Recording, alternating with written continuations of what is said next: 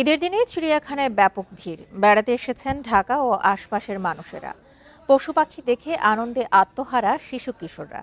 বইয়ের পাতায় দেখা বাঘ ভাল্লুককে সামনাসামনি দেখতে পেয়ে খুশি তারা।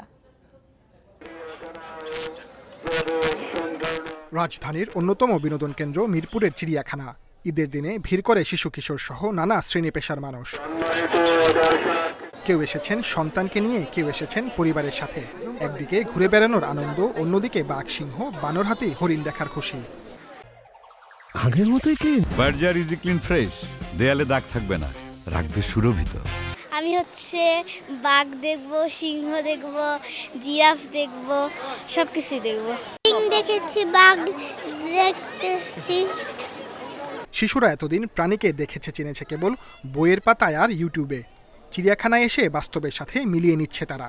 বাচ্চাদের নিয়ে আসার উদ্দেশ্যটা হলেই সকল প্রাণীদের সাথে ওদের পরিচয় করে দেওয়া। নর্মালি তো আসলে বইয়ে দেখে, কিন্তু ন্যাচারালি দেখার একটা সৌন্দর্যটা অন্যরকম। চিড়িয়াখানার খোলা পরিবেশে অভিভাবকরাও যেন একটু স্বস্তি পেয়েছে। প্রাণী আর প্রকৃতির সৌন্দর্য আনন্দ দিয়েছে তাদেরও। এটা ঈদের একটা ছুটি, পরিবারের সাথে কাটাতে আসছে চিড়িয়াখানায়, আনন্দ হচ্ছে, ভালো লাগছে, পরিবারকে সময় দিতে পারতেছি। ভালো লাগছে, আমি এই জায়গায় আসছি, অনেক সুন্দর এরিয়া। আমার চিতাবাঘ, সিংহ এসব দেখতে অনেক ভালো লাগে। আমার বাচ্চাকে দেখাইতেছি। ঈদের 3 দিনই চিড়িয়াখানায় ব্যাপক ভিড় হবে বলে ধারণা কর্তৃপক্ষের। Sajjad Hossain, independent news, Dhaka.